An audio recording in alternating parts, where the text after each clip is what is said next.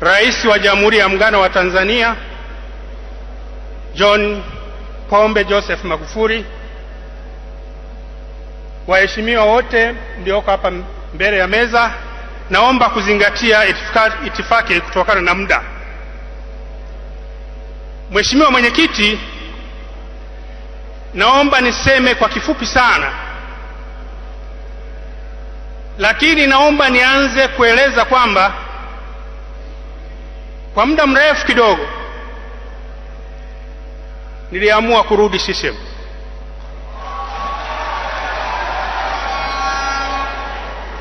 Leo ni siku tu ya kutangaza rasmi ili Watanzania wana CCM waelewe kwamba nimerudi CCM.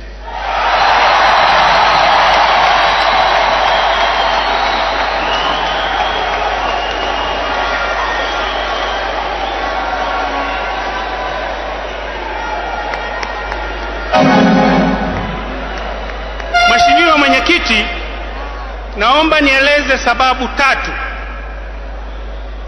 kama muda utatosha, kwa nini niliamua kurudi CCM.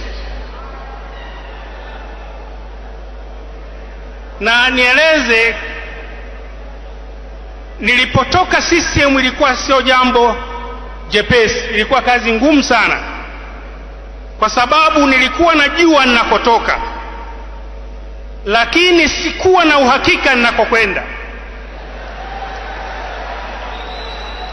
Nilipoamua kurudi CCM ilikuwa ni jambo rahisi, kwa sababu ninakorudi napafahamu,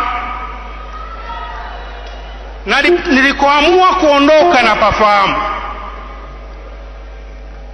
Nieleze sababu zilizonifanya nirudi CCM. Mwalimu Nyerere, nadhani miaka 20 iliyopita,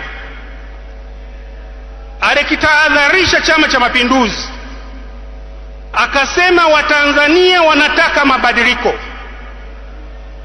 Wasipoyaona, wasipoyapata ndani ya CCM, watayatafuta nje ya CCM. Nadhani wote mnakumbuka wakati uchaguzi umekaribia, ajenda ya mabadiliko ilisemwa na kila chama cha siasa hapa nchini. Lakini niwakumbushe, vile vile Mandela aliwahi kusema, yeyote yule anayetaka kuleta mabadiliko au taasisi yoyote inayotaka kuleta mabadiliko katika jamii, sharti mtu yule abadilike kwanza yeye mwenyewe, au taasisi hiyo ibadilike ili ilete mabadiliko kwenye jamii. Huwezi ukataka jamii wawe Wakristo lakini wewe unaishi maisha ya kipagani. Lazima ubadilike wewe mwenyewe, uishi Kikristo na uambie wengine wabadilike wawe Wakristo, watakuelewa. Lakini ukihubiri kwamba watu wawe Waislamu, wewe unaishi kipagani, watakuona wewe ni jua. Kwa hiyo niseme kwa kifupi, ajenda ya mabadiliko ilipokuwa imevuma sana, katibu mkuu wa CCM akielewa alichokisema Mandela, kwamba anayetaka kuleta mabadiliko abadilike kwanza yeye mwenyewe, alikuwa sahihi. Katibu mkuu wa CCM alipofanya ziara nchi nzima, akaenda kwa wananchi na kwa wanachama kuanzia mkoa, wilaya, kata hadi matawi yote, akatembelea na kuhimiza wananchi na kuwaeleza kwa vitendo na kusikiliza kero zao. Akakipeleka chama kwa wanachama na kwa wananchi. Chama cha Mapinduzi kikaanza kuwa karibu na wananchi na kikaanza kuwa karibu sana na wanachama wenyewe. Alipoanza hizo ziara, mimi nikajua upinzani unaenda kukwama.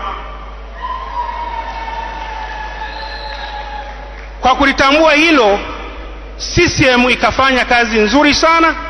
CCM ikarudi chini kwa wananchi na ikawasemea kwa wananchi kwa serikali yao. Wakati Kinana anafanya ziara nchi nzima, upinzani wenyewe walikuwa na mabadiliko ya kuzungusha mikono, na hawakuwa tayari wenyewe viongozi wa upinzani wengi kubadilika. Na baada ya kuzungusha mikono kwenye majukwaa, wakarudi kuandamana.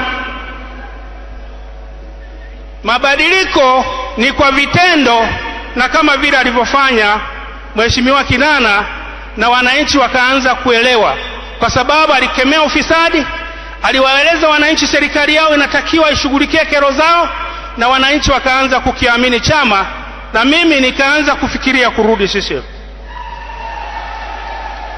Lakini la pili, mwenyekiti wa CCM alichukua hatua kubwa sana ya kishujaa, na si kishujaa tu, na aliifanya kazi hiyo kwa uhodari mkubwa. Walitokea wagombea 38 ndani ya CCM. Wengine walikuwa na tuhuma, na tuhuma hizo zilisemwa sana na viongozi wa vyama vya siasa, hususan Chadema, na ajenda kubwa ilikuwa ufisadi. Mwenyekiti wa CCM Mheshimiwa Jakaya Kikwete alifanya timing kubwa sana kushughulika na swala la ufisadi katika wakati huo. Unajua, unapotaka kumchinja kobe yahitaji timing. Mwenyekiti alifanya timing ya ajabu kwa ushujaa na uhodari. Waliokuwa wanasababisha CCM ichukiwe kwa ajili ya ufisadi, na kumbuka msemo mmoja wa Shekibura Msambaa alisema, ukitaka kuepuka nzi lazima utupe kibudu. CCM ikawaondoa wale waliokuwa wanaleta harufu mbaya kwenye CCM. Akafanya kazi hiyo kwa ushujaa na ujasiri mkubwa sana, na mimi nikapenda. Akamwondoa yule aliyekuwa anajifunika kwa ngozi ya kondoo, akisema anawapa Watanzania safari ya matumaini. Kwa hiyo jambo hilo limesaidia sana CCM kukubalika, kwa sababu walipiga vita kwa vitendo, vita vya ufisadi. Nimesema Mandela alisema, ukitaka kubadilisha jamii, ukitaka jamii ibadilike, na wewe unapeleka ajenda ya jamii kubadilika, badilika mwenyewe kwanza. Upinzani walisema kuhusu ufisadi, walikuwa wajajiandaa wenyewe kubadilika. Wakampokea yule waliyemtuhumu kuwa fisadi, kwa sababu walizunguka nchi nzima wakimsema ni fisadi, na walisema wanao ushahidi. Cha kushangaza, wakampokea. Hawakuwa tayari na mabadiliko. Walipompokea, nikasema mchezo umekwisha. Hawakuwa na ajenda tena. Ndugu zangu, la tatu, akachaguliwa John Pombe Magufuli kuwa mgombea urais, akashinda kwa kura nyingi. Niseme ukweli, Rais Magufuli ameleta heshima kwa nchi hii. Nje ya nchi wanaiga anayofanya John Pombe Joseph Magufuli. Tuseme ukweli, amerudisha matumaini kwa Watanzania wengi. Anapigania wanyonge, anapiga vita vya ufisadi kwa vitendo, anasimamia rasilimali za nchi ziwanufaisha Watanzania wote, sio kikundi cha watu. Baada ya kutafakari aliyofanya Kinana, kutafakari aliyofanya mwenyekiti wa CCM Jakaya Mrisho Kikwete, kuona vitendo anavyofanya Rais John Pombe Magufuli, nikakamilisha uamuzi wa kurudi CCM. Narudi CCM.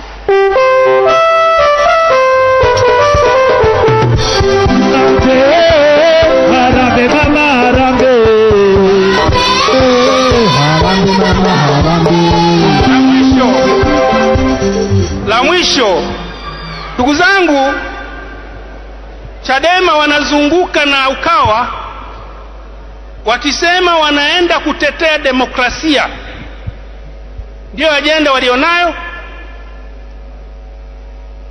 Lakini niulize tu, na Watanzania wote wananisikia, hivi ni chama gani ambacho kina demokrasia pana, ambacho kiliruhusu wagombea 38 na wakafanya mchujo ukiwa wazi, unaonyeshwa una TV na Watanzania wote wanaona? Au tulinganishe na chama ambacho kilikuwa na mgombea mmoja ambaye uteuzi wake ulipatikana wakiwa kwenye chopa watu wachache, kwa sababu walisema, mwenyekiti alikuja akaeleza wagombea wa Chadema wa ubunge, wakasema tumebadilisha gia angani na tumempata mgombea ambaye ni Edward Lowassa. Mimi nikauliza, angani ndio demokrasia hiyo? Hakuna vikao, lakini ni angani. Nikasema, lakini leo ndio wanazunguka wakisema wanatafuta demokrasia iliyominywa. Ipi? Kwa nini wasianze na huko?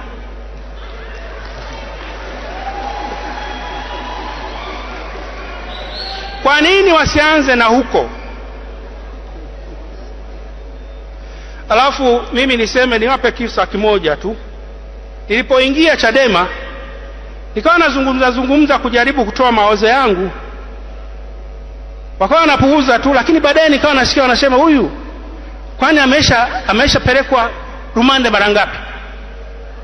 Baadaye nikasikia, nikasema, mimi sijaenda rumande.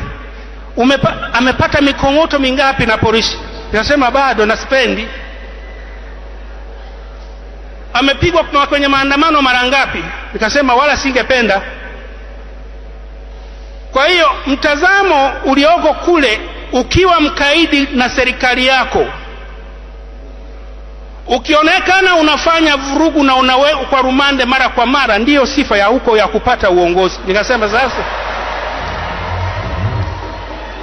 na ndio maana vijana utakuta wanakazana sana, na wakitoka rumande wanataka pawepo na vyombo vya habari waonekane wametoka rumande, ndio wanaanza kusema, kamanda vipi? Wanasema kule ni kama nyumbani, ndio sifa. Nikasema hiki chama kuanzia kilipofanya biashara ya kumpata mgombea, nikaanza kutafakari, na nafikiria, sijui kama na wengine wanafikiria hivyo, kwa nini sikisajiliwe BRELA kikafanya biashara kuliko siasa? Baada ya kusema hayo, naomba nawasihi wa Tanzania tumuunge mkono Joseph Pombe Magufuli. Amerudisha heshima kwa nchi yetu, na aonekana amedhamiria kweli kwa kuomboa Watanzania. Hata ukimtazama anasononeka kwa matatizo ya Watanzania walionayo.